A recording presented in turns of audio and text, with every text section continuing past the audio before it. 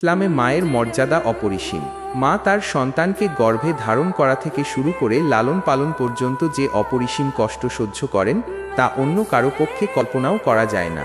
তাই ইসলামে মায়ের অধিকারকে সর্বোচ্চ গুরুত্ব দেওয়া হয়েছে। হজরত মুহাম্মদ মায়ের প্রতি সর্বোচ্চ সম্মান প্রদর্শনের কথা বলেছেন এবং মায়ের সেবা ও আনুগত্যকে জান্নাত লাভের অন্যতম মাধ্যম হিসেবে উল্লেখ করেছেন। তিনি বলেছেন, মায়ের পায়ের নিচে সন্তানের বেহেশত। মায়ের প্রতি সন্তানের দায়িত্ব ও কর্তব্য, শ্রদ্ধা ও সম্মান। মায়ের প্রতি সর্বদা শ্রদ্ধাশীল ও সম্মানজনক আচরণ করতে হবে। সেবা ও যত্ন, মায়ের শারীরিক ও মানসিক অবস্থার প্রতি খেয়াল রাখতে হবে এবং তার সেবা ও যত্ন করতে হবে।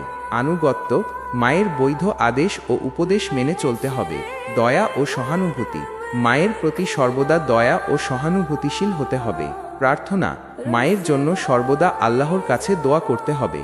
মায়ের মনে কষ্ট দেওয়া, ইসলামে মায়ের মনে কষ্ট দেওয়াকে অত্যন্ত গর্হিত কাজ হিসেবে বিবেচনা করা হয়। হজরত মুহাম্মদ বলেছেন, যে ব্যক্তি তার মায়ের মনে কষ্ট দেয় সে যেন আমাকে কষ্ট দিল। মায়ের মনে কষ্ট দেওয়ার পরিণতি দুনিয়া ও আখিরাতে আল্লাহর অসন্তুষ্টি, জীবনে অশান্তি ও দুঃখ কষ্ট, জান্নাত থেকে বঞ্চিত হওয়া।